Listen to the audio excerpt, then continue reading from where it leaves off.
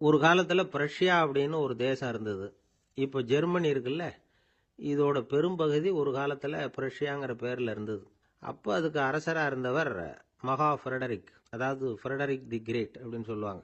அந்த ராஜாவுக்கு ஒரு சந்தேகம்.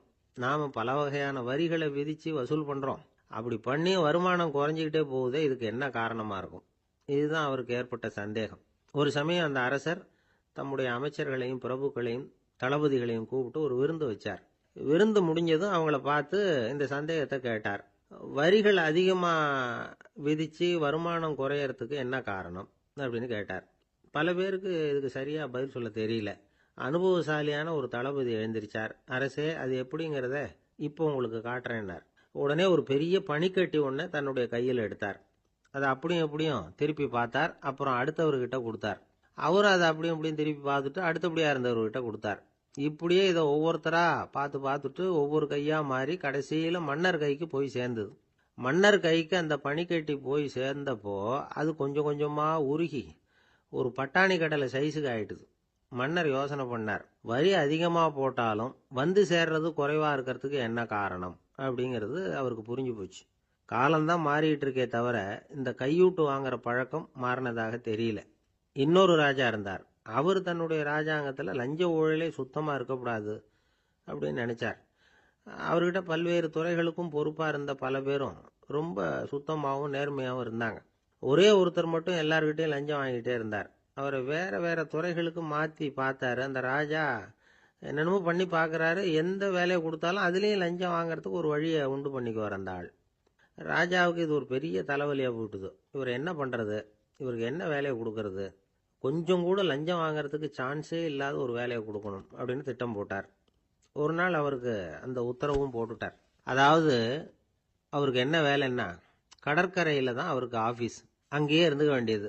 தினமும் எத்தனை கடல் அலை கரையில் வந்து மோதுது அப்படிங்கிறத கணக்கெடுத்து ராஜாவுக்கு தெரிவிக்க வேண்டியது. இதுதான் அவருக்கு வேலை. பேசாமல் அலையை எண்ணிட்டு உட்காந்துருக்கிட்டோம், அப்போவாவது அவர் லஞ்சம் வாங்குற சந்தர்ப்பம் இல்லாமல் போயிடும் அவருக்கு அப்படின்னு நினைச்சார் ராஜா. இந்த ஆள் கடற்கரைக்கு போய் டியூட்டியில் ஜாயின் பண்ணிட்டார். ஒரே மாசத்துல அங்கே சொந்தமாக ஒரு பிரம்மாண்டமான மாளிகை கட்டிவிட்டாரு. ராஜாவுக்கு இது பெரிய ஆச்சரியமா போச்சு. அலைய என்ற வேலையில் அந்த ஆள் எப்படி பணம் சம்பாதிச்சார் அப்படின்னு விசாரிச்சு பார்த்தார் அக்கம் பக்கத்தில். அந்த ஆள் என்ன பண்ணியிருக்கிறாருன்னா, கடற்கரையில் போய் பொறுப்பை ஏற்றுக்கிட்ட உடனே அங்கே இருந்த மீனவர்கள்கிட்ட எல்லாம் இந்த கரையில் வந்து ஒரு நாளில் வந்து மோதுற அலைகள் எத்தனை அப்படின்னு கேட்டிருக்காரு. அது எப்படிங்க தெரியும்னு இருக்காங்க அவங்க. தினமும் அந்த எண்ணிக்கை தெரியணும். நம்ம ராஜாவுக்கு தினமும் அறிக்கை அனுப்பணும், டெய்லி ரிப்போர்ட்டு. தவறுனா நீங்கள் இந்த கடலில் போய் மீன் பிடிக்கிறதுக்கு ராஜாவோட அனுமதி கிடைக்காது அப்படின்ட்டுருக்காரு. உடனே மீனவர்களும் பயந்து போட்டாங்க. கடலுக்கு போகிறதுக்கு அனுமதி இல்லைன்னா பட்டினி கிடக்கிறது மாதிரி ஆயிடுமே. மெதுவாக அந்த ஆளுகிட்ட போனாங்க. காதோட காதா சொன்னாங்க, ஐயா, எங்களால் வந்து கடல் அலையை வந்து எண்ண முடியாது. தினமும் எங்களால் முடிஞ்சதை உங்களுக்கு பணமாக கொடுத்துட்றோம். நீங்கள் தான் ராஜா கிட்ட சிபாரிசு பண்ணி நாங்கள் தொடர்ந்து மீன் பிடிக்கிறதுக்கு அனுமதி வாங்கி கொடுக்கணும் அப்படின்னு வேண்டிக்கிட்டாங்க. பணம் தினமும் வந்து சேர ஆரம்பிச்சுட்டுது. பதவியில் மற்ற பதவியோட இந்த பதவி எவ்வளவோ மேல் அப்படின்னு நினச்சிட்டோம் அந்த ஆள். அது மட்டும் இல்லை, தயவு பண்ணி என்னை இந்த இடத்த விட்டு மாற்றி விடாதீங்க சார் அப்படின்னு வேற கேட்க ஆரம்பிச்சிட்டானா. எனக்கு இது மட்டும்தான் சார் தெரியும், இதை தவிர வேற எதுவும் தெரியாது அப்படின்னு சொல்லிக்கிட்டே காலம் தள்ளுறவங்க ரொம்ப பேர். அவங்கெல்லாம் கஷ்டப்பட வேண்டியிருக்கும். ஒருத்தர் தன்னுடைய தொழிலில் ரொம்ப கெட்டிக்காரராக இருக்கலாம். அதுக்காக எப்பவும் அதே ஞாபகத்தில் இருந்துக்கிட்டு உலகியல் அறிவு இல்லாமல் இருந்துடக்கூடாது. அது ஆபத்து. இதுக்காக நம்ம தாத்தா பாட்டிலாம் ஒரு கதை சொல்லுவாங்களே, கேள்விப்பட்டிருக்கீங்களா? ஒரு சமயம் ஒரு 4 பேர் சேர்ந்து வெளியூருக்கு பிரயாணம் போனாங்களாம். அந்த 4 பேர் எப்படி தெரியுமா? ஒருத்தர் வந்து வேதாந்தி, இன்னொருத்தர் சங்கீத வித்வான், 3வது ஆள் வைத்தியர், 4வது ஆள் ஜோசியர். இவங்க 4 பேரும் நண்பர்கள். அதனால சேர்ந்து புறப்பட்டாங்க. வழியில் ஒரு ஊரில் தங்கினாங்க. இருட்டி போச்சு. அதனால் இன்னைக்கு ராத்திரி இங்கேயே தங்கி இருந்துட்டு நாளைக்கு புறப்படலாம் அப்படின்னு தீர்மானம் பண்ணாங்க. சாப்பாட்டுக்கு என்ன பண்ணுறது? அங்கேயே கடத்தெருவுக்கு போய் சாமான்லாம் வாங்கியாந்து சமைச்சு சாப்பிட்லாம்னு முடிவு பண்ணாங்க. 4 பேர் இருக்கிறதுனால ஆளுக்கு ஒரு காரியமாக செய்யலாம் அப்படின்னு வேலையை பிரிச்சுக்கிட்டாங்க. வைத்தியர் வந்து கரிகாய் வாங்க போனார், வேதாந்தி வந்து எண்ணெய் வாங்க போனார், ஜோசியர் வந்து பலசரக்கு வாங்க போனார், சங்கீத வித்வானுக்கு சமைக்கிற வேலை. எல்லாம் சரி, ஆனால் நடந்தது என்ன தெரியுமா? கடைத்தருவுக்கு காய்கறி வாங்க போனார்ல வைத்தியர், அங்கே போய் மார்க்கெட்டில் பார்த்தார். ஒவ்வொரு கறிகாயாக எடுத்து பார்த்தார். இது பித்தம், உடம்புக்கு ஒத்துக்காது. இது வாயு, உடம்புக்கு ஒத்துக்காது அப்படின்னு ஒவ்வொன்றா தள்ளினார். கடைசியில் ஒன்றுமே தேரல. வெறுங்கையோட திரும்பி வந்துகிட்டு இருக்கிறார். எண்ணெய் வாங்க போனார் வேதாந்தி. அவர் ஒரு தொன்னையில் எண்ணெயை வாங்கினார். பேசாமல் அதை எடுத்துகிட்டு வர வேண்டியது தானே, முடியல. அவருடைய வேதாந்த மூளை சிந்திக்க ஆரம்பிச்சுட்டுது. இந்த தொன்னைக்கு எண்ணெய் ஆதாரமா அல்லது எண்ணெய்க்கு தொன்னை ஆதாரமா அப்படிங்கிற ஆராய்ச்சியில் இறங்கினார். என்னாச்சு தெரியுமா? அப்படி கவுத்து பார்த்தார். வாங்கின எண்ணெய் பூராவையும் வழியில் கொட்டிவிட்டு வெறும் தொன்னையோடு வந்து சேர்ந்தார். பலசரக்கு வாங்க போனார் ஜோசியர். அவர் ஒரு வழியில் பார்த்தாரு. வழியில் வந்தவங்களெல்லாம் அங்கங்கே ஒரு மரத்தடியில் உட்கார வச்சு அவங்களுக்கெல்லாம் ஆர்வம் சொல்ல ஆரம்பிச்சிட்டார். அப்படி ஒவ்வொருத்தராக சொல்லி முடிச்சுட்டு கடத்தருக்கு போய் சேர்ந்தார். இவர் அங்கே போய் சேர்றதுக்குள்ளே ரொம்ப நேரம் ஆயிட்டுது. கடையெல்லாம் பூட்டிவிட்டு போயிட்டாங்க. என்ன செய்யறது? அவரும் வெறுங்கையோட திரும்பி வந்து சேர்ந்தார். சரி, இவங்க கதை தான் இப்படி ஆச்சு. அங்கே சமைக்கிறதுக்காக உட்காந்துருந்தார் சங்கீத வித்வான். அவரு கதை என்னாச்சு தெரியுமா? அங்கே அவர் அடுப்பை பற்ற வச்சு ஒலையை கொதிக்க வச்சார். அதாவது ஒரு பானையில் தண்ணியை ஊற்றி அடுப்பில் வச்சார். அது கொதிக்க ஆரம்பிச்சுது. தண்ணி கொதிக்கிற சத்தம் இருக்குதுல்ல, அது இவருக்கு தாளம் போடுறது மாதிரி இருந்தது. ஒரே குஷி, பாட ஆரம்பிச்சுட்டார். பாடிக்கிட்டே உற்சாகமாக கையில் இருந்த கரண்டியால் அந்த பானையில் தட்டினார், தாளம் போடுறதா நினச்சிக்கிட்டு. அவ்வளவுதான், பானை பட்டுன்னு உடஞ்சி போச்சு. தலையில் கையை வச்சுக்கிட்டு அவரும் உட்காந்துட்டார். எந்த தொழில் தெரிஞ்சாலும் சரி, அதை புத்திசாலித்தனமாக பயன்படுத்த தெரியலன்னா ஆபத்து தான். அதுக்காக தான் இந்த கதை. ஒரு பஸ்ஸு டிரைவர் ரொம்ப கெட்டிக்காரரு. பஸ்ஸை ரொம்ப திறமையாக ஆபத்து இல்லாமல் ஓட்டினதுக்காக பரிசுலாம் வாங்கினவர். அவரே ஒரு படகு ஓட்டுறதுக்காக அழைச்சிட்டு போயிருக்கிறாங்க, மோட்டார் படகு. அதையும் ரொம்ப திறமையாக தான் ஓட்டிகிட்டு போயிருக்கிறாரு. நடுக்கடலில் போனதும் படகு நின்று போச்சு. மோட்டாரில் ஏதோ கோளாறு. என்ன செய்யலாம் அப்படின்னு அந்த டிரைவரை கேட்டிருக்கிறாங்க படகுல இருந்தவங்கெல்லாம். அப்போ அவர் சொன்னாராம், கவலைப்படாதீங்க, ஒன்றும் பிரச்சனை இல்லை, எல்லாரும் கொஞ்சம் கீழே இறங்கி பின்னாடி தள்ளுங்க, மோட்டார் ஸ்டார்ட் ஆகிடும் அப்படின்னாராம். ஒருத்தரை பார்த்து உன்னுடைய நண்பர்கள் யார் அப்படின்னு ஒரு கேள்வி கேட்டு பாருங்க. கொஞ்சம் யோசிச்சு யோசிச்சு பதில் சொல்லுவாங்க. அவங்க கிட்டேயே உன்னுடைய எதிரிகள் யார் அப்படின்னு கேளுங்க, கடகடன்னு ஒப்பிச்சிருவாங்க. நம்ம மனசு இருக்க, அது எப்படின்னா நம்ம நண்பர்களை விட எதிரிகளை அது நல்லா ஞாபகத்தில் வச்சுக்கும். இது ஒரு ஆச்சரியமான உண்மை. உங்களால் நண்பர்களை மறந்துட முடியும், ஆனால் எதிரிகளை மறந்துட முடியாது. இது ஒரு வேடிக்கையான நிலைமை தான். அழகான தருணங்களை நாம் ஏன் மறந்துடுறோம்? இது இயற்கை. ஏன்னா நம்ம மனசு மலர்களை கவனிக்கிறது இல்லை, அதில் இருக்கிற முள்ளை தான் கவனிக்குது. தன்னை காயப்படுத்துகிற எதையும் அது உடனே கண்டுகொள்ளுது. ஒரு தெளிந்த சிந்தனையுடைய மனசு மிக அழகாக உள்ள எல்லாத்தையும் கவனிக்கும். அது நன்றியுடன் உணரக்கூடிய எல்லாத்தையும் பார்த்து குறிச்சிக்கும். இப்படிப்பட்டவங்க வாழ்க்கை இயல்பாகவே நல்லா அமையும். அது ரொம்ப அபூர்வம். மனசில் உள்ள ஒரு சிறிய அமைப்பை மாற்றுவதை பொறுத்து தான் இந்த விஷயம் அப்படிங்கிறார் ஓஷோ. ஒரு யூத கோவில் இருந்துதான், அது யூதர்களின் மடமாகவும் இருந்தது. அங்கே ஒரு தலைமை குரு, அவர் ரொம்ப கண்டிப்பானவர். அந்த கோவிலை ஒட்டி ஒரு தோட்டம். ஒரு நாள் காலையில் அந்த தோட்டத்தில் 2 இளம் யூதர்கள் நடந்து போய்கிட்டு இருக்கிறாங்க.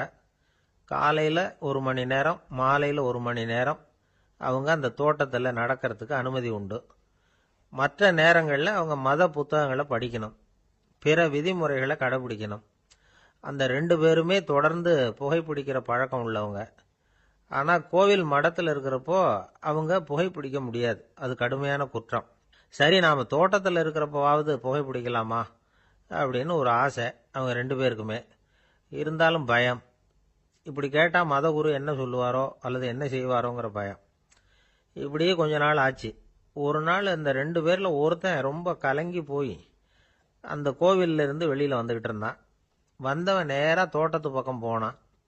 அங்கே இன்னொருத்தன் ஆனந்தமாக புகை பிடிச்சிக்கிட்டு இருக்கிறான். அதை பார்த்து தான் இவனுக்கு அதிர்ச்சி. அட கடவுளே, என்ன இது, நீ கேட்காமலே ஆரம்பிச்சிட்டியா அப்படின்னா. இல்லை இல்லை, நான் கேட்டுவிட்டு தான் ஆரம்பிச்சிருக்கேன்னா அவன். அப்படியா, என்ன மனுஷன் இவர், நானும் தான் கேட்டேன், என்ன கண்ணாமுன்னான்னு திட்டிவிட்டார். இது என்ன கோவிலா இல்லை நரகமா? உனக்கு புகை பிடிக்கணும்னு ஆசையாக இருந்தால் நரகத்துக்கு போகணும்னு சொல்லிவிட்டார். அது சரி, உன்னை மட்டும் எப்படி அனுமதிச்சார் அப்படின்னு கேட்டான் இவன். அவன் சிரிச்சுக்கிட்டே, நீ எப்படி கேட்ட சொல்லு அப்படின்னா. நாம் இந்த தோட்டத்துக்கு வர அனுமதிக்கப்பட்டிருக்கிறதே ஜபத்துக்காகத்தானே, அதனால நான் ஜெபம் சொல்லும் பொழுது புகை பிடிக்கலாமா அப்படின்னு கேட்டேன். அதுக்கு தான் அவர் சத்தம் போட்டு என்னை அடிக்கவே வந்துட்டார் அப்படின்னா இவன்.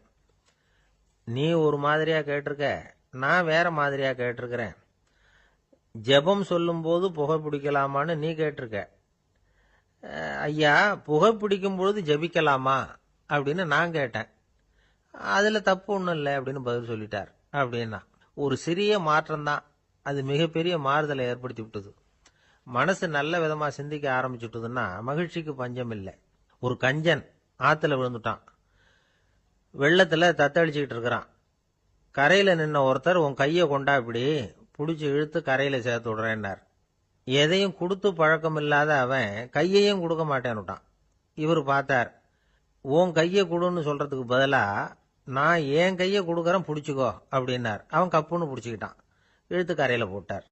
ஒரு தந்தை தன்னோட பிள்ளைய ரொம்ப தைரியசாலியா வளர்க்கணும்னு ஆசைப்பட்டார்.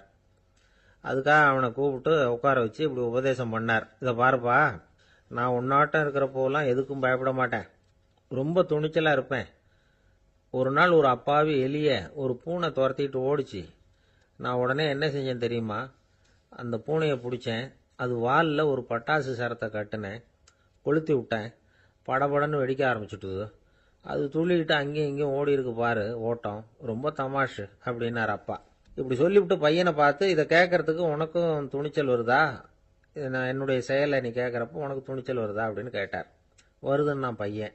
எப்படின்னா அப்படிங்கிற விவரத்தையும் சொன்னான் அவன். அதாவது எலிய விரட்டினத்துக்காக பூனை வாலில் பட்டாசு கொளுத்துனீங்க நீங்க. பூனையை விரட்டினத்துக்காக உங்க கழுத்துல பட்டாசு சரத்தை மாட்டினா என்னன்னு தோணுது எனக்கு அப்படின்னு நான் பையன். பையனோட துணிச்சல் அப்பாவே நடுங்க வச்சுட்டுது. அது சரி, ஒரு அப்பா பிள்ளைக்கு இப்படியா உபதேசம் பண்றது? எல்லாருக்கிட்டையும் அன்பா பழகிறது எப்படி அப்படின்னு சொல்லி கொடுக்கணும். பிஞ்சு உள்ளங்கள்ல நஞ்ச தூவலாமா? ஒரு நாள் விநாயகர் ஒரு பூனையோட விளையாடிக்கிட்டு இருந்தாராம். அப்படி ஆசையா விளையாடிக்கிட்டு இருந்தப்ப அவரோட கை நகம் தவறுதலா பூனையோட முகத்துல பட்டுட்டுதான். அது ஒரு சின்ன கீறலை உண்டாகி விட்டுது. அப்பா அவர் அதை ஒரு பெருசா நினைக்கல. கொஞ்ச நேரத்துக்கு அப்புறம் விநாயகர் வீட்டுக்கு வந்தார். அவங்க அம்மா பார்வதி தேவியை பார்த்தார். பார்வதி தேவி கன்னத்துல விரலால கீறினது மாதிரி ஒரு அடையாளம் இருந்தது. விநாயகருக்கு அதிர்ச்சி, ஆச்சரியம். நம்ம அம்மா இந்த உலகத்துக்கே தாயார். அப்பேற்பட்ட அவங்க முகத்திலேயே கீறலை உண்டாக்கக்கூடியவங்க யாரா இருக்க முடியும் அப்படின்னு யோசனை பண்ணார். தாயே, உன்னுடைய கன்னத்தில் இந்த வடு எப்படிம்மா ஏற்பட்டதுன்னு கேட்டார். குழந்தாய், இது நீ செஞ்ச காரியம்தான்ப்பா. உன்னுடைய கை நகம் கீறினதுனால ஏற்பட்ட வடு தான் இது அப்படின்னாங்க அவங்க. விநாயகர் திடுக்கிட்டு போட்டார். எப்படிம்மா அது? நான் எந்த காலத்திலையும் ஒன்று அப்படி கீறினதாக எனக்கு நினைவு இல்லையே அப்படின்னார். இன்னைக்கு காலையில் ஒரு பூனையை கீறினதை நீ மறந்துட்டியா அப்படின்னாங்க அந்த அம்மா. விநாயகர் திகைச்சு போய் நின்னார். பார்வதி தேவி சொன்னாங்க, இதை பார்ப்பா, இந்த உலகத்தில் இருக்கக்கூடிய எல்லா உயிர்கள்லேயும் நான் இருக்கிறேன். நான் தான் இந்த உலகமாக ஆகியிருக்கிறேன். ஆகையினால நீ யாரை துன்புறுத்தினாலும் அது உண்மையிலேயே என்ன துன்புறுத்தினதாக தான் வந்து முடியும் அப்படின்னாங்க. விநாயகர் மனசுக்குள்ள ஒரு வெளிச்சம் ஏற்பட்டுதான். அதுக்கப்புறம் அவர் யாரையுமே கல்யாணம் பண்ணிக்காததுக்கு அதுதான் காரணமா. இந்த உலகத்துல எல்லாரையும், இங்க இருக்கிற எல்லாத்தையும் தாயின் வடிவமா அவர் பார்க்க ஆரம்பிச்சிட்டாராம். குருதேவர் ராமகிருஷ்ணர் இந்த கதையை எடுத்து சொல்லியிருக்கிறார். நபிகள் நாயகம் ஒரு தடவை ஒரு நாற்காலியில உட்காந்து என்னமோ யோசனை பண்ணிட்டு இருந்திருக்கிறார். அப்ப அவரோட உடையில ஒரு கீழ்ப்பகுதி தரையில படிஞ்சு கிடந்திருக்குது. அங்க விளையாடிக்கிட்டு இருந்த ஒரு பூனை அது மேல வந்து படுத்து தூங்கி போச்சு. தொழுகை செய்ய வேண்டிய நேரம் வந்துட்டது. நபிகள் நாயகம் எழுந்திருக்க பார்த்தார். அப்போதான் பூனை தன்னோட உடை மேல படுத்து தூங்கிட்டு இருக்கிறது கண்ணில் படுது. பூனையோட தூக்கத்தை கலைக்க விரும்பல அவர். தன்னுடைய சகோதரியை கூப்பிட்டார். ஒரு கத்திரிக்கோல் எடுத்துட்டு வர சொன்னார். பூனை படுத்திருந்த உடை பகுதி மட்டும் இருக்குல்ல, அதை மட்டும் அதோட கத்திரிச்சு விட்டுட்டு அதுக்கப்புறம் அவர் எழுந்திரிச்சு தொழுகைக்கு போனாராம். அதாவது பிற உயிர்கள் கிட்ட எப்படி அன்பு காட்டணுங்கிறத பெரியவங்க எவ்வளவோ விதத்துல நமக்கு எடுத்து காட்டியிருக்கிறாங்க.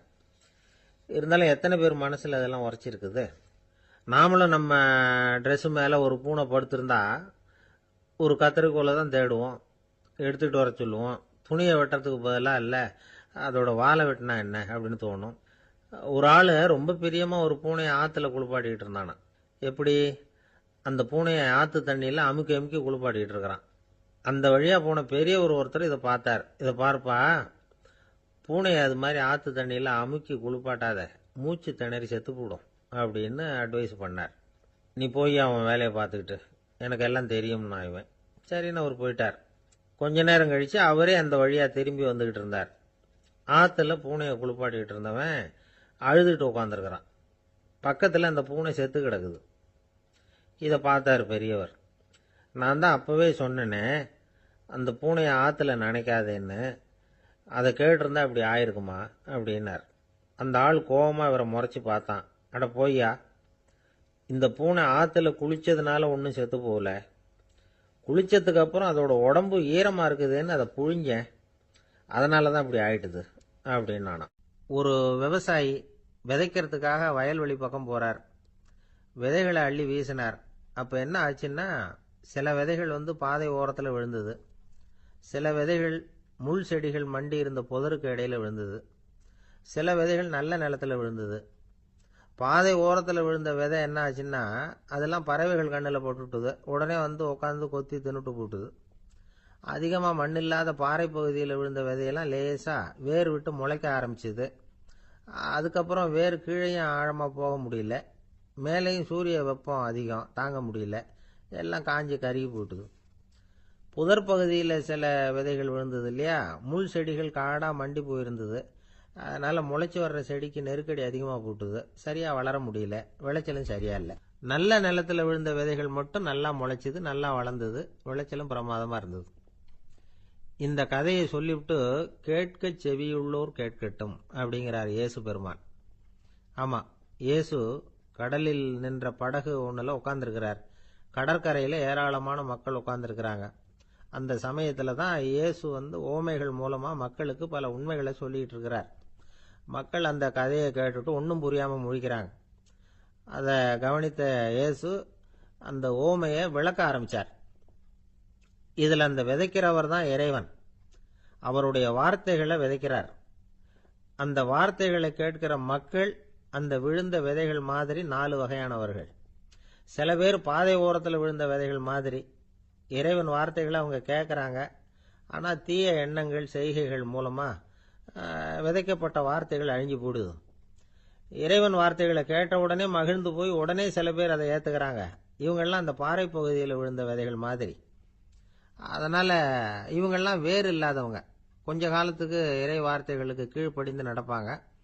அதனால் ஏதாவது இடைஞ்சல் ஏற்பட்டால் உடனே தடுமாறுவாங்க, தங்கள்கிட்ட இருக்கிற நல்ல பண்புகளை விட்டுட்டு பாவ வழிகளுக்கு போயிடுவாங்க. முள் செடிகளுக்கு இடையில விழுந்த விதைகள் மாதிரி உள்ளவங்க யாருன்னா, இவங்களுக்கு உலக கவலை உண்டு, செல்வத்தின் மீது மயக்கம் உடையவர்கள். உலக ஆசைகள் இவங்களுக்குள்ள பூந்துடுறதுனால அங்கே இருக்கிற நல்ல பண்புகள் மறைஞ்சு போயிடுது. அதனால் அவங்களும் உபயோகம் இல்லாதவங்களா ஆயிடுறாங்க. நல்ல மனிதர்கள் நல்ல நிலத்தில் விழுந்த விதைகளுக்கு ஒப்பானவர்கள். இவங்க இறை வார்த்தையை கேட்குறாங்க, அதை ஏற்றுக்கிறாங்க, அவங்களும் நல்லபடியாக வாழுறாங்க, அடுத்தவங்களுக்கும் உபயோகமாக இருப்பாங்க. இதுதான் இயேசு சொன்ன விளக்கம். நல்ல வார்த்தைகளை கேளுங்கள், நல்ல வார்த்தைகளை ஏற்றுக்கொள்ளுங்கள், அடுத்தவங்களுக்கு உபயோகமாக இருங்க. இதுதான் பெரியவங்கள்லாம் நமக்கு சொல்லுகிற உபதேசம்.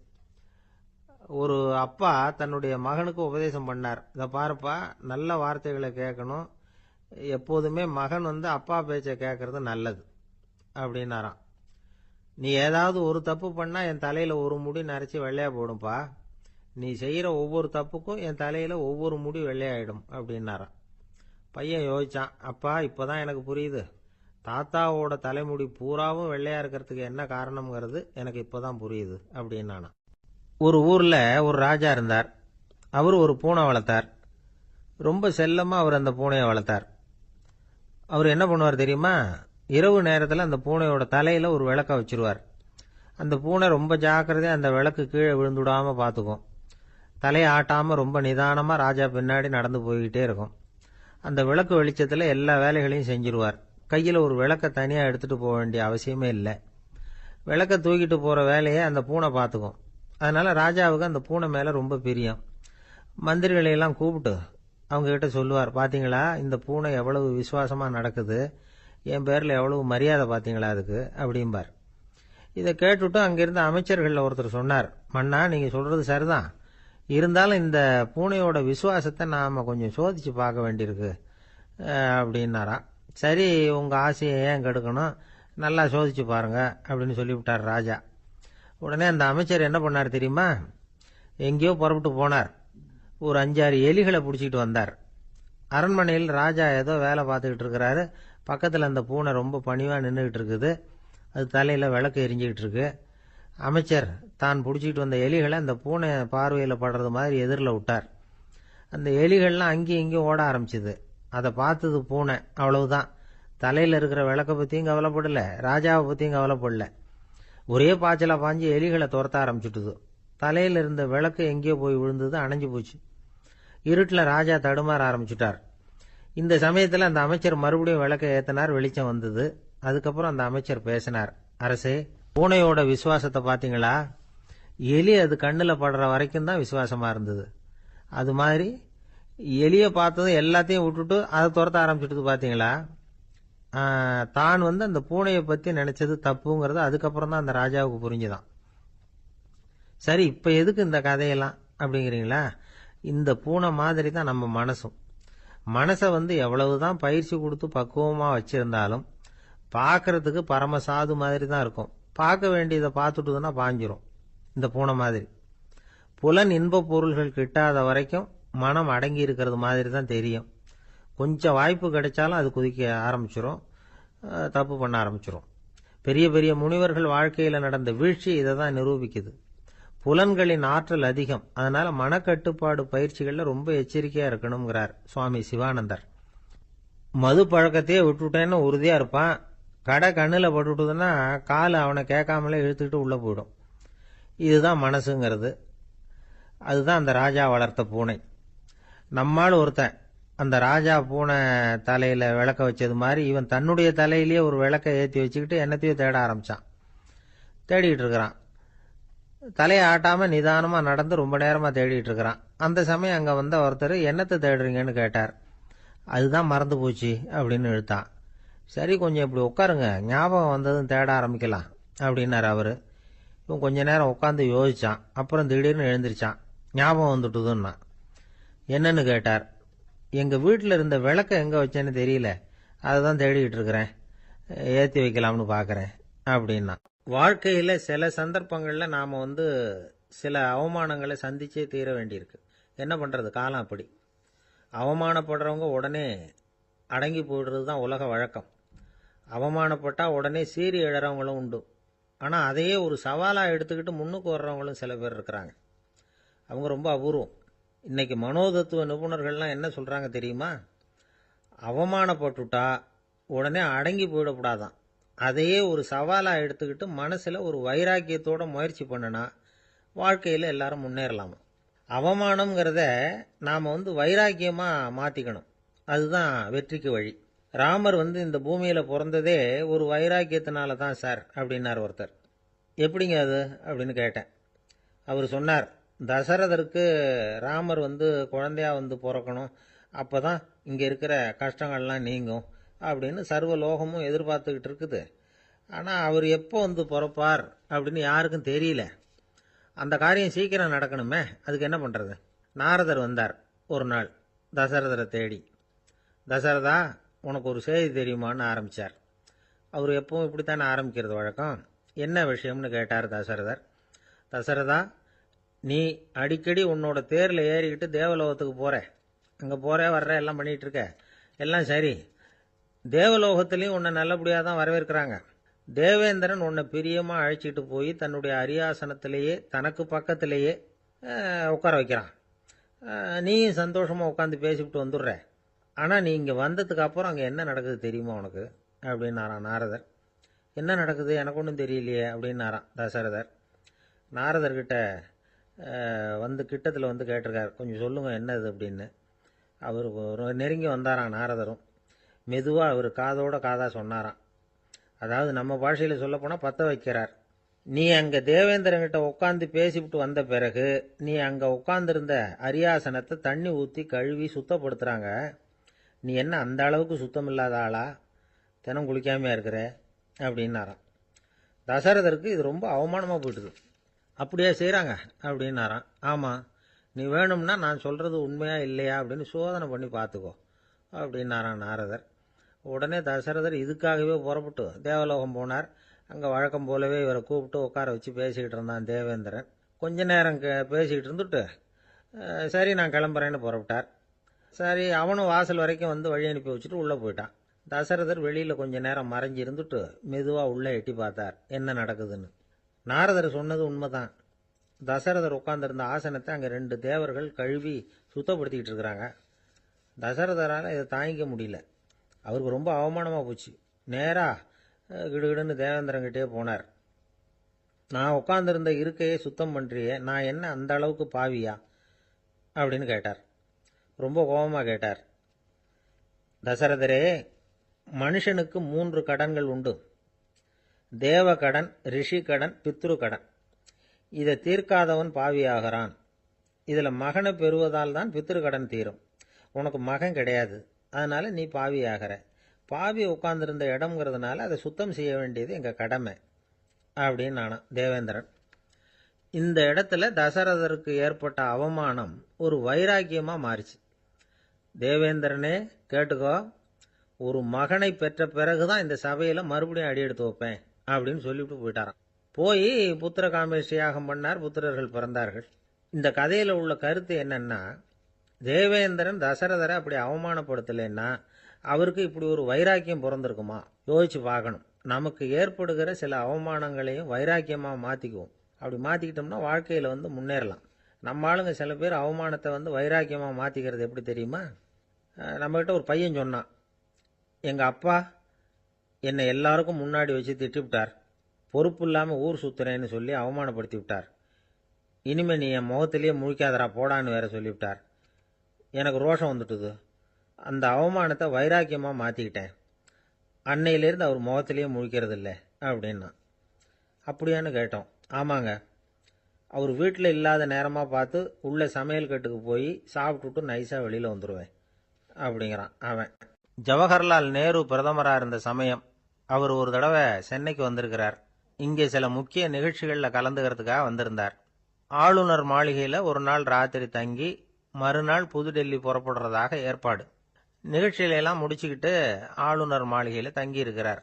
அன்றைக்கு இரவு படிக்கிறதுக்கு ஒரு முக்கியமான புத்தகம் அவருக்கு தேவைப்பட்டது. அந்த சமயத்தில் உலக அளவில் ஒரு முக்கியமான பொருளாதாரம் சம்பந்தமான ஒரு புத்தகம் வெளியாகி இருக்கிற விஷயம் அவருக்கு தெரியும். அந்த புத்தகம் மெட்ராஸுக்கு வந்திருக்குமா, அது இங்கே கிடைக்குமா அப்படின்னு விசாரிச்சிருக்கிறார் நேருஜி. அவர் இப்படி கேட்ட உடனே அங்கே இருந்தவங்கெல்லாம் ரொம்ப பரபரப்பாக செயல்பட ஆரம்பிச்சுட்டாங்க. முக்கியமான இடங்கள்ல எல்லாம் விசாரிச்சிருக்கிறாங்க அந்த புத்தகம் உங்ககிட்ட இருக்கான்னு. சென்னையில் உள்ள கன்னிமாரா நூல் நிலையத்துக்கு எப்படியும் அந்த புத்தகம் வந்திருக்கணும் அப்படின்னு ஒரு நம்பிக்கை. அங்கே விசாரித்தாங்க. அந்த புத்தகம் 2 நாளைக்கு முன்னாடி தான் அங்கே வந்திருக்குது அப்படிங்கிற விஷயம் தெரிஞ்சுது. உடனே எல்லாரும் அங்கே ஓடினாங்க. அவங்களுக்கு இன்னொரு சந்தேகம், புத்தகம் வந்திருக்கு சரி, அது இந்த சமயத்தில் வேற யாரும் படிக்கிறதுக்கு எடுத்துகிட்டு போயிருக்கக்கூடாதே அப்படிங்கிற சந்தேகம் இருந்தாலும் மனசுக்குள்ள ஒரு தைரியம். இப்படி ஒரு புத்தகம் வெளிவந்திருக்கிற விஷயமே நேருஜி சொல்லி தான் நமக்கே தெரியும். அதுவும் இல்லாமல் உலக பொருளாதாரம் சம்பந்தமான ஏதோ ஒரு புத்தகம் அது. அதை போய் இந்த நேரத்தில் அவ்வளவு ஆர்வமாக யார் எடுத்துகிட்டு போயிட போகிறாங்க அப்படிங்கிற தைரியம். இந்த தைரியத்தோடு அந்த நூல் நிலையத்துக்கு ஓடினாங்க. புத்தகத்தை தேடினா அது கிடைக்கல. யாரோ எடுத்துகிட்டு போயிருக்கிறாங்க. நேருவுக்கு மட்டுமே தெரிஞ்சிருந்த அந்த புத்தகம் பற்றின விஷயம் சென்னையில் வேற ஒருத்தருக்கும் தெரிஞ்சிருக்குது. உடனே எல்லாரும் பரபரப்பாக அந்த அதுக்குன்னு இருக்கிற ரிஜிஸ்டர் இருக்குல்ல, பதிவேடு, அதை புரட்டி பார்க்குறாங்க யார் எடுத்துகிட்டு போகிறாங்கன்னு தெரிஞ்சுக்கிறதுக்காக. எடுத்துகிட்டு போனவங்க அதில் கையெழுத்து போட்டிருப்பாங்கல்ல, அதை பார்த்து யாருன்னு தெரிஞ்சுக்கலாம் அப்படிங்கிறதுக்காக தான் அதை புரட்டுறாங்க. அதோ அந்த புத்தகத்தோட பேர் பக்கத்தில் அதை எடுத்துக்கிட்டு போனவங்க கையெழுத்து உத்து பார்க்குறாங்க எல்லாரும். அதில் போட்டிருக்குது பேர் CN அண்ணாதுரை அப்படின்னு எழுதியிருந்தது. அவர் தான் பேரறிஞர் அண்ணா. நேரு படிக்க விரும்பின ஒரு புத்தகத்தை அதே நேரம் படிக்க விரும்பின இன்னொரு தலைவர் இவர். படிக்கிறதுல அவருக்கு இருந்த ஆர்வத்தை நாம் தெரிஞ்சுக்கணும்னா அதுக்கு எவ்வளவோ சம்பவங்கள் இருக்குது. கடைசி காலத்தில் அவர் அடையாறு மருத்துவமனையில் படுத்திருக்கிறார். அவருக்கு ஒரு முக்கியமான அறுவை சிகிச்சை செய்ய வேண்டியிருக்குது அவசரமாக. அமெரிக்காவிலேருந்து டாக்டர் மில்லர் வந்திருக்கிறார். அவர்கிட்ட கேட்குறார், டாக்டர் நாளைக்கே அறுவை சிகிச்சை செய்ய போகிறீங்களா அப்படின்னு. ஆமாங்கிறார் டாக்டர் மில்லர். நாளைக்கு மறுநாள் செஞ்சுக்கிறேனே அப்படின்னாரான் அண்ணா. ஏன் ஏதாவது நாள் பார்க்குறீங்களான்னு கேட்டிருக்கார். இல்லை, ஒரு புத்தகத்தை படிச்சுக்கிட்டு இருக்கிறேன், அதை நாளைக்குள்ளே முடிச்சிருவேன், அதுக்கப்புறம் நான் இறந்தாலும் கவலை இல்லை அப்படின்னாராம் இவர். அவர் தான் அறிஞர் அண்ணா. சங்ககால நூல்கள்லேருந்து சமீபத்தில் வந்த நூல்கள் வரைக்கும் எல்லாம் அவர் படிச்சிருக்கிறார். ஒரு திருமண விழாவில் அவர் பேசும்பொழுது சொன்ன விஷயம் இது. சங்க காலத்தில் காதலியை மணக்க விரும்புகிறவனுக்கு அவனுடைய தந்தை வீர சோதனைகள்லாம் வைப்பாரு. போய் புலிப்பல் கொண்டுகிட்டு வா, அப்போதான் என் பொண்ணை கொடுப்பேன் அப்படின்னு சொல்லுவார். காதலன் உடனே காட்டுக்கு போவான், ஒரு புலியை கொன்று அதனுடைய பல்லை கொண்டுகிட்டு வருவான். அதை வீர பதக்கத்தில் பதிச்சு அவனுக்கு மாமனார் சூட்டுவார் கல்யாண சமயத்தில்.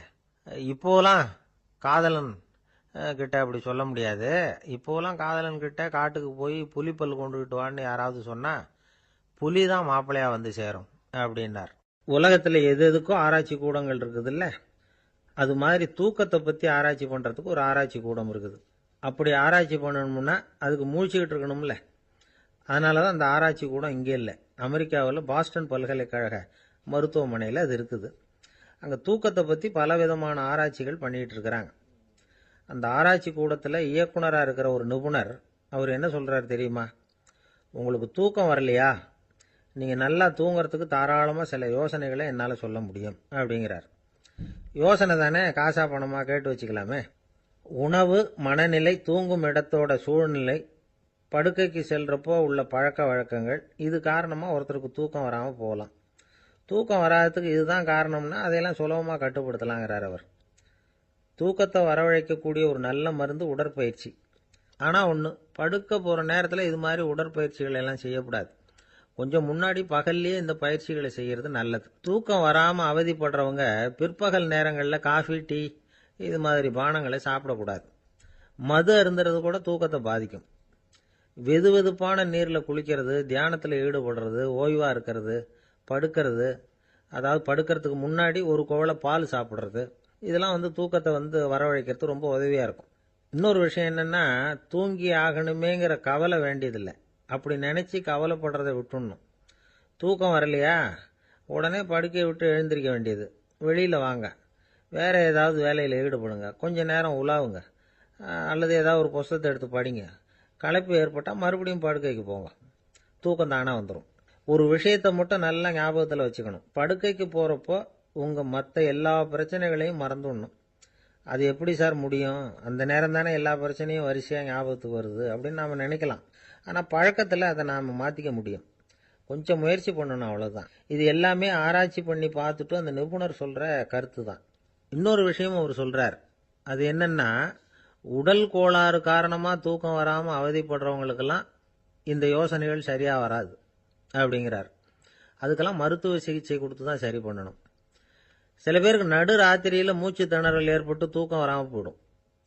ஊரெல்லாம் தூங்குறப்ப தான் மட்டும் தூங்காமல் மூழ்கிட்டு இருக்கிறது, ஊரெல்லாம் மூழ்கிட்டு இருக்கிறப்போ தான் மட்டும் தூங்குறது, இது மாதிரி கோளாறுகளால் சில பேர் பாதிக்கப்படலாம். காலு தசை முறுக்கிக்கிறதுனால சில பேருக்கு அடிக்கடி விழிப்பு வரலாம். மன அழற்சி காரணமாக சில பேருக்கு தூக்கம் வராது. இது மாதிரி கோளாறுகளுக்கெல்லாம் அதுக்கு தகுந்த மாதிரி சிகிச்சை கொடுத்து தான் சரி பண்ண வேண்டியிருக்கும். எந்த கோளாறும் இல்லாமல் தூக்கம் வரலைன்னா ஆரம்பத்தில் சொன்ன முறைகளை கடைப்பிடிச்சு பார்க்கலாம். தூக்கம் வந்ததுன்னா யோசனை சொன்ன அந்த நிபுணருக்கு நன்றி சொல்லலாம். ஒருத்தர், ஏன் சார் பஸ்ஸில் தூங்குறது கெட்ட பழக்கமானு கேட்டார். இல்லையே, நான் கூட பஸ்ஸில் போகிறப்ப தூங்கிட்டு தானே போவேன் அப்படின்னார் இன்னொருத்தர். அப்புறம் ஏன் என்ன டிரைவர் வேலை வேணாம்னு வீட்டுக்கு அனுப்பி வச்சுட்டாங்க அப்படின்னாராம் அவர். இமயமலை அடிவாரத்தில் ஒரு மடம், அங்கே ஒரு சன்னியாசி இருந்தார். அவர்கிட்ட ஒருத்தர் வந்தார். சுவாமி, ஆசையை உதற நினைக்கிறேன், முடியல, ஒட்டிக்கிட்டே வருது அப்படின்னாராம். இப்படி உட்கார, ஒரு கதை சொல்கிறேன் அப்படின்னு சொல்லி அவர் சொல்ல ஆரம்பித்தாராம். அவர் சொன்ன கதை என்னன்னா, ஒரு ஊரில் ஒரு ஆள் இருந்தான். அவன் பேர் குப்புசாமி. அவன்கிட்ட எப்பவும் ஒரு பழைய தொப்பி இருக்கும், விடவே மாட்டான். அதனால் அவனை எல்லாரும் தொப்பி சாமி அப்படின்னு தான் கூப்பிடுறது வழக்கம். ஒரு புது தொப்பி வாங்கிக்கப்படாதாப்பா அப்படின்னு நண்பர்கள்லாம் சொல்லி பார்த்தாங்க. பணத்துக்கு எங்கே போவேன் அப்படின்னு விட்டானான். பணம் வச்சிருக்கான், செலவு பண்ண மனசு வரல. மகா கஞ்சன். பழைய பாட்டில்கள்லாம் வாங்கி விற்றுக்கிட்டு இருந்தான். அப்படி ஒரு தடவை பழைய கண்ணாடி சாமான்களை ஏலத்தில் எடுத்தப்போ அதில் ஒரு அருமையான சென்ட்டு பாட்டில் கிடச்சிது. உடனே ஒரு ஐடியா பண்ணான். அந்த சென்ட்டை சின்ன சின்ன பாட்டில்களில் அடைச்சி ஜன்னல் ஓரமாக அடுக்கி வச்சுட்டான். அதை விற்றா நிறைய பணம் கிடைக்குமே, அதனால்.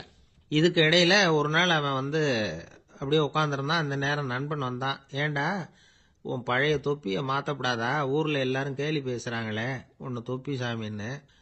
அப்படின்னு சொல்லி கேட்டிருக்கான். இந்த சென்ட்டு பாட்டில் விற்றதும் பணம் வரும், அதுக்கப்புறம் பார்க்கலாம் அப்படின்னு நானா இவன். சரி வா நீச்சல் குளத்துக்கு போயிட்டு வருவோம் அப்படின்னு கூப்பிட்டுருக்கான் நண்பன். 2 பேரும் போனாங்க.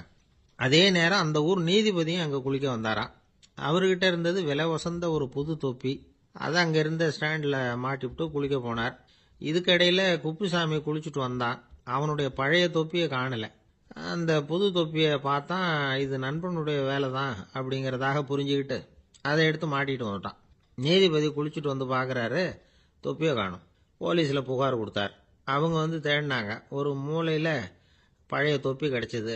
அடடா, இது நம்ம குப்புசாமியோட தொப்பி இல்லையா அப்படின்னு நானா ஒருத்தன். உடனே அவன் வீட்டுக்கு தேடிட்டு போயிருக்காங்க. அங்கே போய் பார்த்தா புது தொப்பி அங்கே இருக்குது.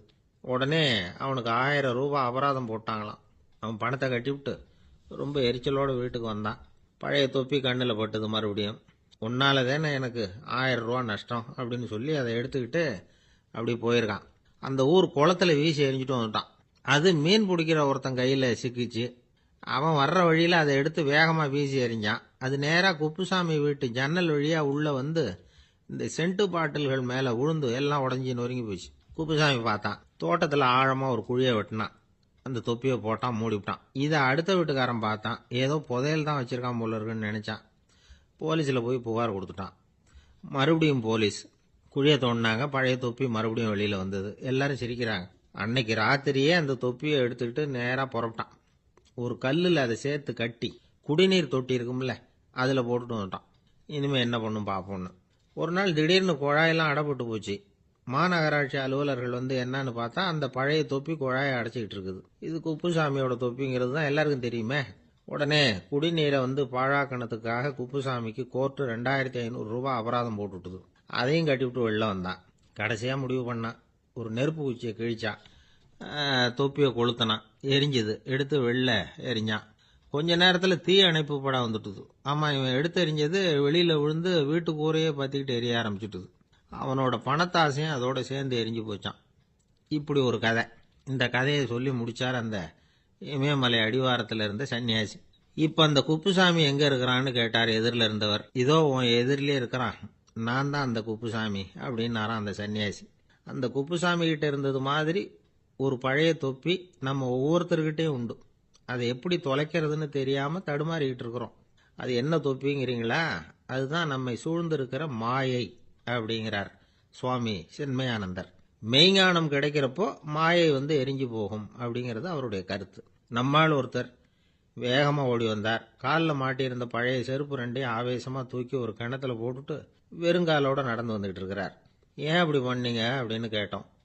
அந்த செருப்புக்கு சொந்தக்காரன் வந்து பின்னாடி வந்துகிட்டு இருக்கிறான், அதனால் அப்படி பண்ணேன் அப்படிங்கிறார் இவர். ஒரு ஊரில் ஒரு இளைஞன் இருந்தான். ஒரு நாள் அவன் ஒரு குருவை தேடிக்கிட்டு புறப்பட்டான். ஊரை விட்டு வெளியில் போனான். போகிற வழியில் ஒரு காடு. அந்த காட்டில் ஒரு மரத்தடியில் ஒரு பெரியவர் உட்காந்துருக்கிறார். அமைதியாக மௌனமாக அவர் அமர்ந்திருக்கிறார். இந்த பெரியவரை விசாரிக்கலாம், குருவை தேடி கண்டுபிடிக்கிறதுக்கு இவர் ஏதாவது ஒரு வழி சொல்லி கொடுப்பார் அப்படின்னு நினச்சிக்கிட்டு அவரை நெருங்கினான். ஐயா, எனக்கு ஒரு குரு தேவை, எங்கே கிடைப்பார்? அவரை எப்படி அடையாளம் கண்டுபிடிக்கிறது? அதை பற்றி ஏதாவது விவரம் சொன்னீங்கன்னா நான் கண்டுபிடிச்சிக்குவேன் அப்படின்ட்டுருக்கான். பெரியவர் நிமிர்ந்து பார்த்தார். தம்பி, அது ரொம்ப சுலபம். அவர் வயசானவராக இருப்பார். என்னை விட சுமார் 30 வயசு அதிகமாக இருக்கும். அவர் ஒரு மரத்தடியில் தான் உட்காந்துருப்பார் அப்படின்ட்டுருக்கான். சரிங்க பெரியவரே, அது என்ன மாதிரியான மரம், எப்படி இருக்கும் அப்படின்னு கேட்டிருக்கான். பெரியவர் அந்த விவரங்களையும் சொல்லியிருக்கிறாரு. அது மட்டும் இல்லை, சந்திக்கிற நாள், நேரம், வினாடி முதற்கொண்டு எல்லா விவரங்களையும் துல்லியமாக சொன்னாராம். இவ்வளவு விவரங்களை இவரால் எப்படி சொல்ல முடியுது அப்படின்னு இவனுக்கு ஆச்சரியம். இருந்தாலும் அந்த பெரியவர் கடைசியாக ஒரு விவரம் சொன்னார். அது என்ன தெரியுமா? எப்படியும் நீ அவரை சந்திக்கிறதுக்கு ஒரு 30 வருஷம் ஆகும் அப்படின்னு சொல்லிவிட்டாராம். ரொம்ப நன்றிங்க பெரியவரே அப்படின்னு சொல்லிவிட்டு அந்த இளைஞன் புறப்பட்டுருக்கான். இப்போ அவனுக்கு குரு பற்றின விவரம் எல்லாம் கிடைச்சிட்டுது. சந்திக்கிற நேரமும் தெரிஞ்சுட்டுது. ஆனால் 30 வருஷம் அவரை தேடி அலைய வேண்டியிருக்குமே. அவன் தேட ஆரம்பித்தான். காடு மலை எல்லாம் சுற்றி அலைஞ்சான். பல வருஷங்கள் தேடினான். அழுத்து போயிட்டான். கடைசியில் அவனுக்கும் வயசாயிட்டுது. கடைசியில் தன்னுடைய சொந்த ஊருக்கே திரும்பி போய்கிட்டு இருந்தான். அங்கே ஒரு மரத்தடியில் அவன் தேடிக்கிட்டு இருந்த குருநாதர் கிடைச்சார். யார் அவருன்னா, 30 வருஷத்துக்கு முன்னாடி வழி சொல்லி கொடுத்தாருல அதே பெரியவர். அவருக்கு இப்போ 30 வயசு அதிகமாக இருந்தது. அதே மரம். அன்னைக்கு பெரியவர் சொன்ன அடையாளம் இப்போ பொருத்தமாக இருந்தது. இப்போ அந்த பெரியவர் சொன்னார், சரியாக வந்து சேர்ந்துட்டேன், வா, உனக்காக தான் நான் இவ்வளவு காலமும் காத்துக்கிட்டு இருந்தேன் அப்படின்னாராம். என்ன சொல்கிறீங்கன்னு இருக்கான். 30 வருஷத்துக்கு முன்னாடி என்கிட்ட வந்தியே, அப்பவே என் காலம் முடிஞ்சு போயிருந்தது. அப்பவே என்ன உனக்கு அடையாளம் தெரியல, அதனால இவ்வளவு காலம் உனக்காக காத்துட்டு இருக்கும்படி ஆயிட்டுது அப்படின்னாராம். ஐயா, அப்பவே நீங்க சொல்லியிருக்கலாமே, இதுதான் 30 வருஷம் கழிச்சு நீ சந்திக்க போற இடம், நான் தான் உன்னுடைய குரு அப்படின்னு சொல்லியிருக்கலாமே அப்படின்ட்டுருக்கான். அந்த பெரியவர் சிரிச்சுக்கிட்டே இதுக்கு பதில் சொன்னாராம். நான் எவ்வளவோ விவரமாக தான் சொன்னேன், நீ சரியா புரிஞ்சுக்கல. காரணம், அப்போ நீ போதுமான அளவுக்கு பக்குவம் பெற்றிருக்கவில்லை, அதனால புரியும் சக்தி இல்லாம போயிட்டுதப்போ. 30 ஆண்டு காலம் நீ அலைஞ்சு தெரிஞ்சிருக்கிற, அது காரணமா இப்போ உனக்கு அந்த பக்குவம் வந்துட்டுது, அதனாலதான் அடையாளம் காண முடிஞ்சது, நானே உன்னுடைய குரு அப்படின்னாராம். இதுல இருந்து என்ன தெரியுதுன்னா, ஆன்மீகத்துல மாணவனாக சேர்றதுக்கு கூட ஒரு பக்குவத்தன்மை தேவைப்படுது.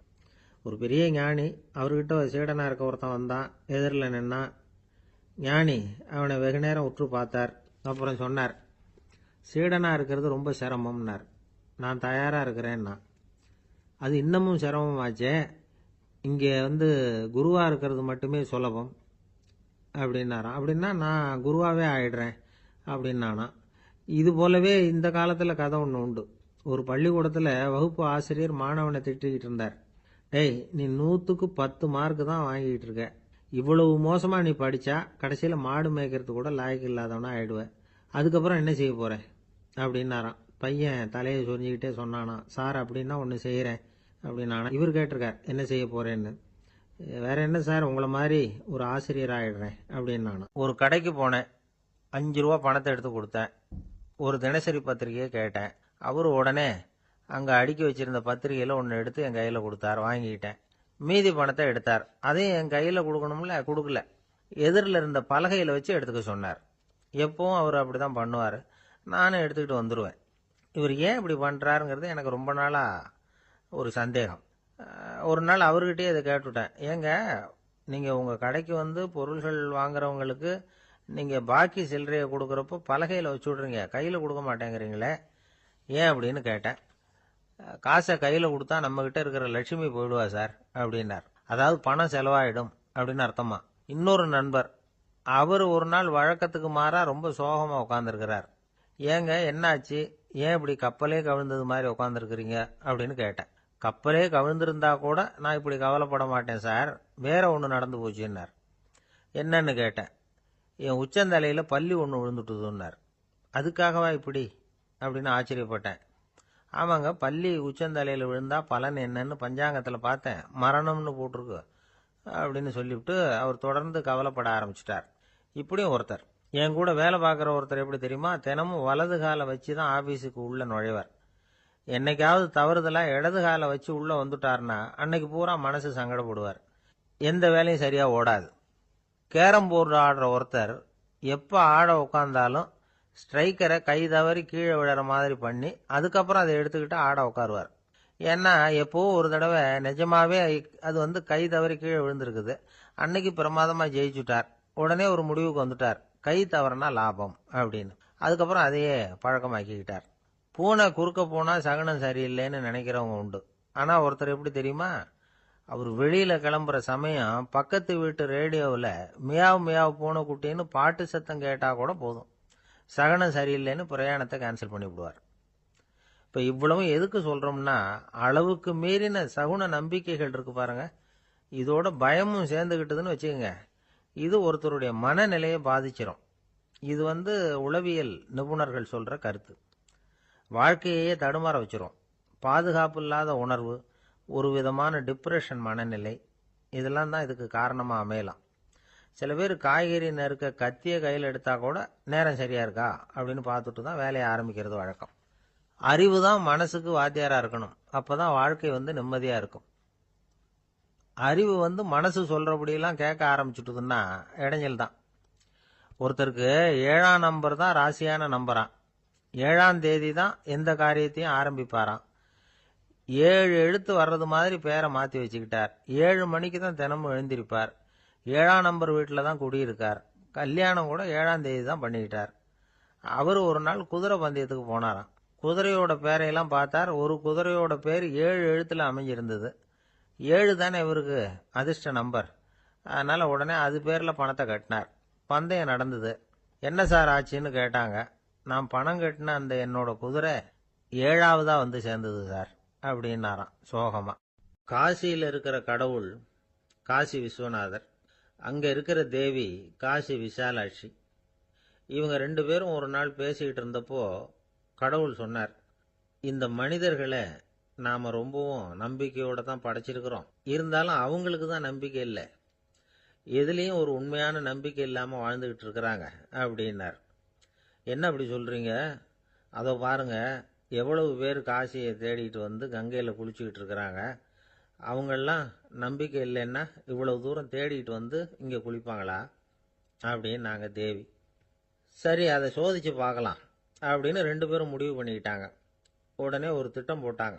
அது எப்படின்னா, நாம் 2 பேருமே பக்தர்கள் மாதிரி உருவத்தை மாற்றிக்கிட்டு கங்கை கரைக்கு போக வேண்டியது. நான் வந்து கங்கையில் இறங்கி குளிக்கிறேன், கொஞ்ச நேரத்தில் சுழலில் மாட்டிக்கிட்டது மாதிரி நடிக்கிறேன். நீ உடனே கரையிலிருந்து சத்தம் போடு, என்னோட வீட்டுக்காரரை யாராவது காப்பாற்றுங்களேன்னு சத்தம் போடு. அதோட இன்னொன்று சொல்லு, யாராவது ஒரு புண்ணிய ஆத்மா அவர்கிட்ட போய் அவருடைய முடியை பிடிச்சி இழுக்கணும், அப்படி ஒரு சாபம் இருக்குது எங்களுக்கு. புண்ணிய ஆத்மா, அதாவது எந்த பாவமும் செய்யாத இல்லாத ஒருத்தர் தான் அவரை காப்பாற்ற முடியும். அப்படிப்பட்டவங்க யாராவது வெள்ளத்தில் குதிச்சு என்னுடைய கணவரை காப்பாற்றுங்கோ அப்படின்னு நீ சத்தம் போடு, கூச்சல் போடு, என்ன நடக்குதுன்னு பார்க்கலாம் அப்படின்னார் கடவுள். சரின்னு சொல்லி 2 பேருமா சாதாரண பக்தர்கள் மாதிரி கங்கை கரைக்கு வந்து சேர்ந்தாங்க. அவர் இறங்கி குளித்தார். திட்டம் போட்டது மாதிரியே சுழலில் மாட்டிக்கிட்டது மாதிரி கத்துனார். கரையில் இருந்த அந்த அம்மா, ஐயோ என் கணவரை காப்பாற்றுங்களேன், யாராவது காப்பாற்றுங்களேன்னு கத்துனாங்க. பல பேர் ஓடி வந்தாங்க. உடனே இவங்க, பாவம் இல்லாத புண்ணிய ஆத்மா ஒருத்தரால் தான் என்னுடைய கணவர் காப்பாற்றப்படணுங்கிறது விதி, அப்படி ஒரு சாபம் இருக்கு, அதனால் புண்ணிய ஆத்மா யாராவது அவர்கிட்ட போய் அவர் முடியை பிடிச்சி தூக்குனா அவரை காப்பாற்றி கொள்ளலாம் அப்படின்னாங்க. இவங்க இப்படி சொன்னதும் எல்லாரும் திகைச்சு போய் நின்றுட்டாங்க. ஒவ்வொருத்தருக்கும் அவங்க செஞ்ச பாவம்லாம் ஒவ்வொன்றா ஞாபகத்துக்கு வர ஆரம்பிச்சுட்டுது.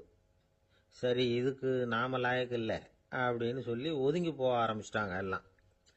இந்த சமயத்தில் யாரோ ஒருத்தர் வேகமாக ஓடி வந்தார், ஆற்றுல குதிச்சார்.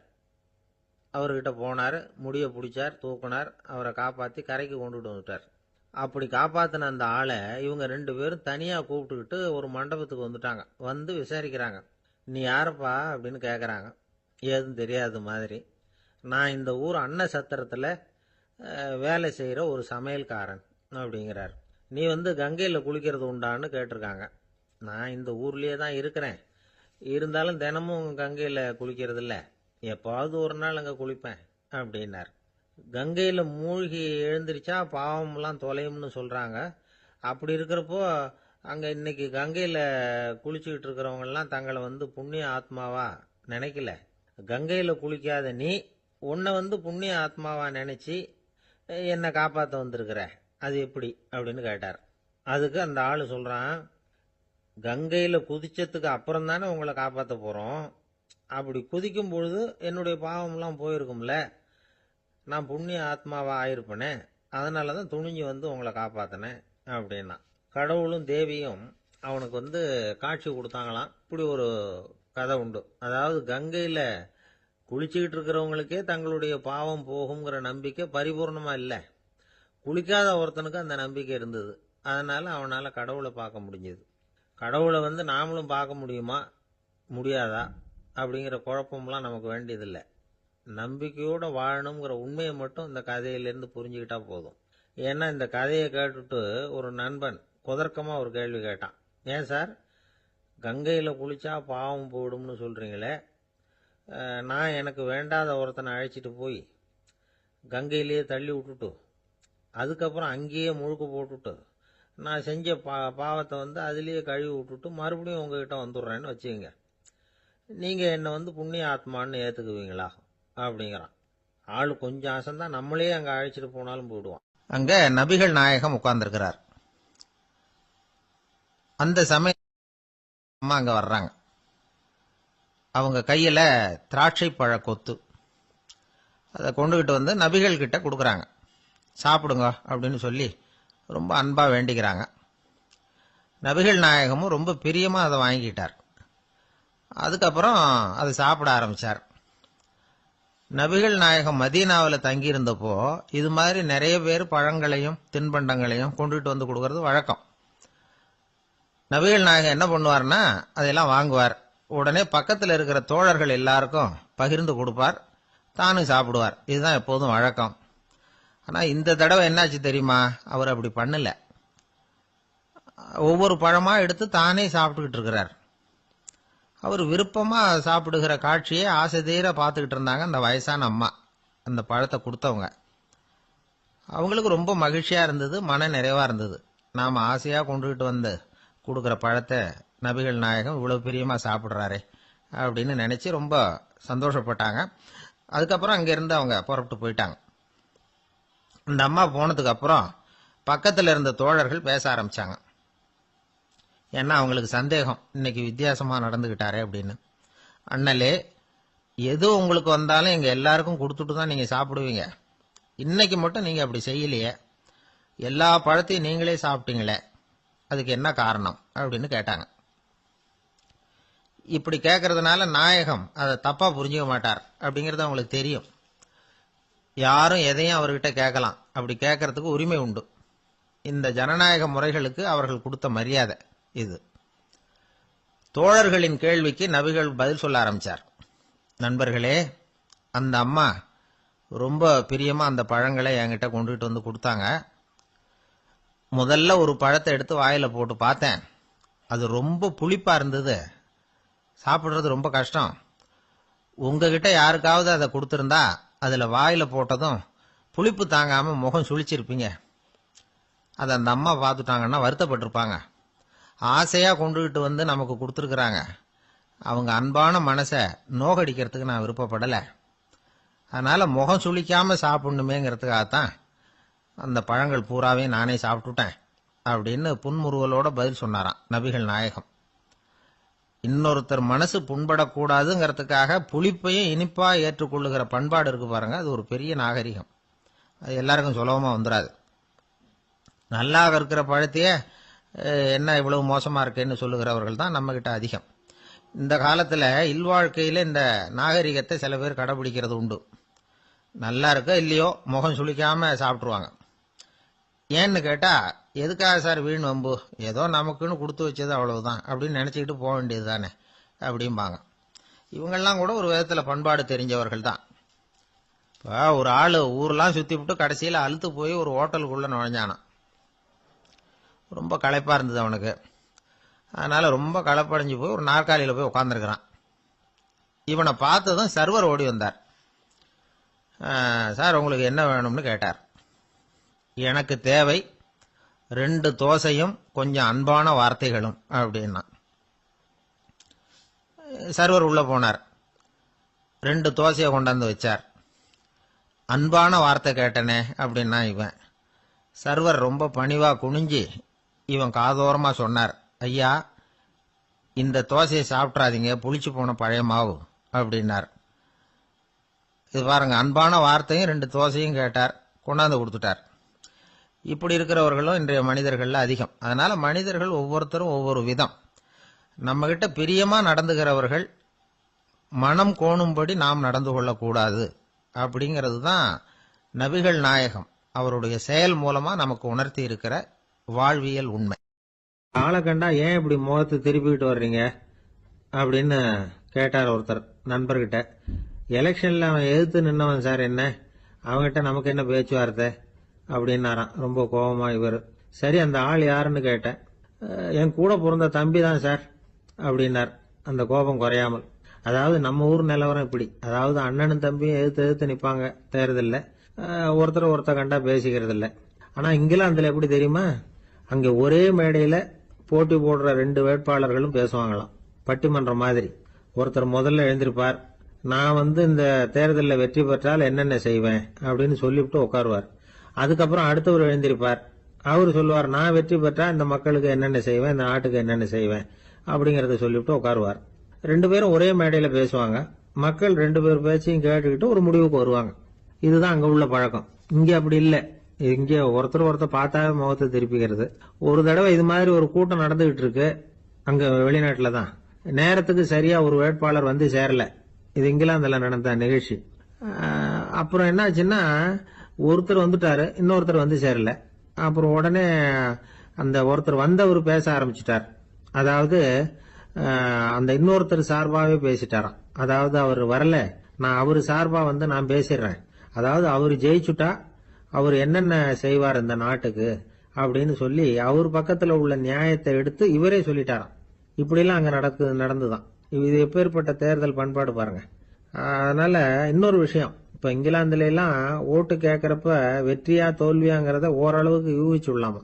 இப்போ ஒரு வேட்பாளர் ஒரு வீட்டுக்கு முன்னாடி போய் நின்று எனக்கு ஓட்டு போடுங்கன்னு கேட்கறாருன்னு வச்சுங்களேன், அதுக்கு என்ன பார்த்து செய்யறோம், போயிட்டு வாங்க அப்படின்னு சில வீடுகள்ல வாசல்ல நின்னே சொல்லி அனுப்பிச்சிருவாங்களாம். வேற சில வீடுகள்ல எப்படின்னா வேட்பாளரை வீட்டுக்குள்ள கூப்பிட்டு காபி சாப்பிட சொல்லி உபசரிச்சு அதுக்கப்புறம் அனுப்பி வைக்கிறது வழக்கமா. இதுல எந்த வீட்டு ஓட்டு நிச்சயம் தெரியுமா? வாசல்ல நின்னே வழி அனுப்பி வச்சுடுறாங்க பாருங்க, அவங்க ஓட்டு நிச்சயம். உள்ள கூப்பிட்டு காப்பி கொடுத்து அனுப்புறாங்க பாருங்க, அவங்க ஓட்டு நிச்சயம் இல்லையா. சரி, அப்புறம் ஏன் அந்த உபசரிப்பு அப்படின்னு கேட்டா அதுக்கு ஒரு காரணத்தை சொல்றாங்க. அதாவது அது ஒரு அனுதாபத்தை தெரிவிக்கிற முறையா. ஐயோ பாவம், நாம இவருக்கு ஓட்டு தான் போட போறதில்ல, இதையாவது செய்வோம், காப்பியாவது சாப்பிட்டு போட்டோம் அப்படிங்கிற எண்ணமா. இப்படி அந்த ஒரு பழக்கம். ஆக அந்த ஊர்ல நிறைய காப்பி சாப்பிடணும்னு ஒருத்தர் ஆசைப்பட்டா தேர்தலில் தோத்து போறதுக்கு தயாரா இருக்கணும். ஒரு சமயம் ஒரு ஊர்ல தேர்தல் நடந்துதான். ஒரு தொகுதியில நின்று தோத்து போன ஒருத்தர் கையில ஒரு துப்பாக்கியோட ஊருக்குள்ள சுத்திக்கிட்டு இருந்தாராம். ஒரு போலீஸ்காரர் அவரை பார்த்துட்டு சந்தேகப்பட்டிருக்கார். அதனால அவரை தடுத்து நிறுத்தி என்ன இது துப்பாக்கியோட சுத்துறீங்களேன்னு விசாரிச்சிருக்கார். இதுக்கு அவர் சொன்னாராம், சார் இந்த தொகுதியில மொத்தம் 1,00,000 வாக்காளர்கள், அதுல எனக்கு 10,000 பேர் மட்டும்தான் எனக்கு ஓட்டு போட்டிருக்கிறாங்க. அப்படின்னா எனக்கு வேண்டாதவங்க இந்த தொகுதியில 90,000 பேர் இருக்கிறாங்கன்னு அர்த்தம். இப்படி ஒரு சூழ்நிலையில நான் என்னுடைய பாதுகாப்புக்கு ஆயுதம் இல்லாம நடமாடலாமா அப்படின்னு கேட்டாராம். எவ்வளவு எச்சரிக்கை பாருங்க. நம்ம ஊர்ல சில பேர் ஓட்டு கேட்கிற விதமே தனி. ஒருத்தர் ரொம்ப சாமர்த்தியமா ஓட்டு கேட்பாராம். அவர் எப்படின்னா, ஒரு வீட்டுக்கு போறாருன்னு வச்சுங்களேன், அந்த நேரம் அந்த வீட்டுக்காரரு என்ன செஞ்சுட்டு இருக்கிறாரோ அதே வேலையை இவரும் கொஞ்ச நேரம் செய்வாராம், அவருக்கு ஒத்தாசையா. அதுக்கப்புறம் மெதுவா பேச்சு கொடுப்பார், ஓட்டு கேட்பார், இது மாதிரி எலெக்ஷன்ல நிக்கிறேன் கவனிக்கணும்னு. அது மாதிரி ஒரு தடவை அவர் போனப்ப அங்க வந்து அவர் என்ன பண்ணிட்டு இருக்காரு, வீட்டுக்கு பின்னாடி மாட்டு கொட்டையில பால் கறந்துட்டு இருக்காரு ஒரு பசுமாட்டுக்கிட்ட. அந்த வீட்டுல இவர் ஓட்டு கேட்க போனவர் இவர் ஓடி போய் இன்னொரு சொம்பை எடுத்துக்கிட்டு அதே மாட்டுக்கு இன்னொரு பக்கம் போய் உட்காந்துக்கிட்டு இவரும் பால் கறக்க ஆரம்பிச்சிட்டார். எதிர உட்காந்துட்டு இருக்காரு அவரு, இவர் இந்த பக்கம் உட்காந்துருக்காரு. கீழே கொஞ்சம் குனிஞ்சு பார்த்தா ஒருத்தர் முகத்தை ஒருத்தர் பார்க்கலாம். கொஞ்ச நேரம் ஆனதுக்கு அப்புறம் இவர் மெதுவா அவர்கிட்ட பேச்சு கொடுத்தாராம். இது மாதிரி நான் எலெக்ஷன்ல நிக்கிறேன், நீங்க ஓட்டு போடணும், அதுக்காக தான் வந்தேன்னாராம். அது முடியாதுங்களேன்னாராம் அவரு. ஏன்னு கேட்டிருக்கார். நான் இந்த வீட்டுக்காரன் இல்ல, நானும் உன்ன மாதிரி ஓட்டு கேட்க வந்தவன் தான் அப்படின்னு. கங்கை கரை தோட்டம் பக்கத்துல ஒரு ஆசிரமம், அங்க ஒரு பெரியவர் தங்கி இருக்கிறார். அவர் தான் ராமகிருஷ்ண பரமஹம்சர். அந்த ஆசிரமம் இருந்த இடம் கரக்பூர். வங்காளத்துல பொதுவா எல்லாரும் மீன் சாப்பிடுறது உண்டு. கங்கையில குளிச்சுட்டு கையில ஒரு மீனோட வர்றது வழக்கம். இவர் இருக்கிற இடத்துக்கு கங்கையில படகு வழியா வரணும். அப்படிதான் எல்லாரும் வருவாங்க. வர்றவங்களை ஒன்று கூட்டி ஆன்மீக விஷயங்களை பத்தி பேசிக்கிட்டு இருப்பார். ஒவ்வொரு நாள் ஒவ்வொருத்தர் நகரத்துக்கு போகணும், வரும்பொழுது மீன் கொண்டுகிட்டு வரணும். அதுக்கு ஒரு அட்டவணையே உண்டு ஆசிரமத்தில். அது பிரகாரம் ஒரு நாள் சுவாமி யோகானந்தர் படகுல போனார். படகை செலுத்தினவங்க ராமகிருஷ்ணரையும் சுவாமி யோகானந்தரையும் மற்றவங்களையும் பித்தர்கள் அப்படின்னு சொல்லி ஏளனமா பேசினாங்க. அவங்க என்ன பைத்தியம் பிடிச்சவங்க அப்படிங்கிறது மாதிரி. சுவாமி யோகானந்தருக்கு ரொம்ப மென்மையான இதயம். இவங்க இப்படி கண்ணாபின்னான்னு பேசுறத பார்த்தா மீனை வாங்கிட்டு திரும்புறப்போ என்ன நடக்குமோ அப்படிங்கிற பயம் வேற வந்துட்டுது அவருக்கு. அவ்வளவு மென்மையானவர். இதை தெரிஞ்சுக்கிட்ட ராமகிருஷ்ணர், யோகானந்தா இங்க வா அப்படின்னு கூப்பிட்டார். இவரு கண்ணீரை தொடச்சிக்கிட்டே கிட்ட போனார். சொன்னார், ஐயா, படகு ஓட்டுறவங்க உங்களை பத்தி மோசமா பேசுறாங்க. என்ன திட்டினா பரவாயில்ல, ஆனா உங்களை அவங்க திட்டுறாங்க, அதை என்னால தாங்கிக்க முடியல அப்படின்னார். இதை கேட்டதும் ராமகிருஷ்ணருக்கு கோபம் வந்துட்டுதான். என்னது, உன்னுடைய குருவை பத்தி அவங்க மோசமா பேசும்பொழுது நீ சும்மா இருந்தியா, வெளியில போ அப்படின்னு விட்டார். குரு நிந்தனை செய்யறப்போ அதை கேட்டுக்கிட்டு சும்மா இருக்கலாமா? குரு நிந்தனையை கேட்டா பாவம் இல்லையா?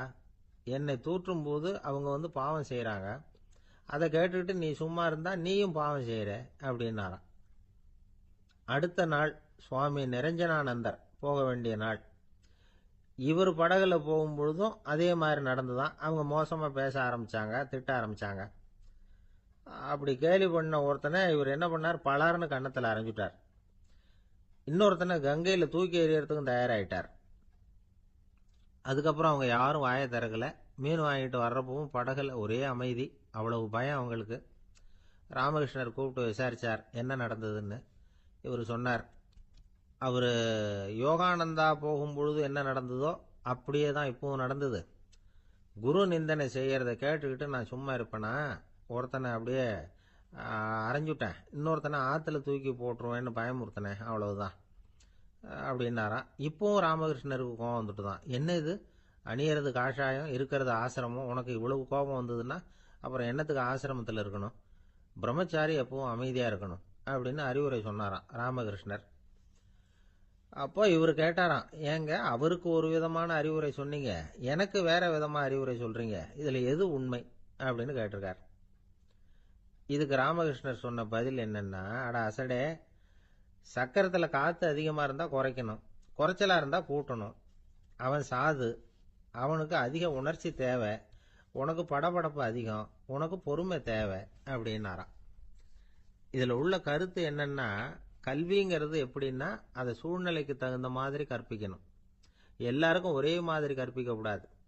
கேட்குற ஒரு தகுதி, புரிஞ்சுக்கிற திறமை, இதை பொறுத்து கல்வி அமையணும். ஆரம்ப காலத்தில் ஒரு குரு, அப்போ ஒரு சீடன் இருந்தான். அது வேடிக்கையான குரு, வேடிக்கையான சீடன். ஒரு ஆசிரமம்.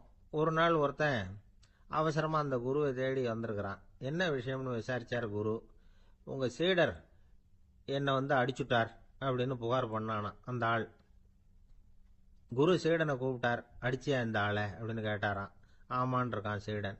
ஏன் அடிச்சே அப்படின்னு கேட்டாராம். இந்த ஆள் உங்களை பற்றி மட்டமாக பேசிவிட்டான், என்னால் அதை தாங்கிக்க முடியல, அதனால தான் அடிச்சுட்டேன் இருக்கான். அப்படி என்ன பேசினா அப்படின்னு கேட்டாராம். உன்னுடைய குருநாதர் இப்பெல்லாம் அர்த்தமில்லாமல் பேச ஆரம்பிச்சுட்டார் அப்படின்னு சொல்லிவிட்டான், அதனால தான் அடிச்சுட்டேன் அப்படின்னானா. அதுக்காக அடிச்சே அப்படின்னாராம். நான் அதுக்காக அடிக்கல குருவே, இப்பெல்லாம் நீங்கள் அர்த்தமில்லாமல்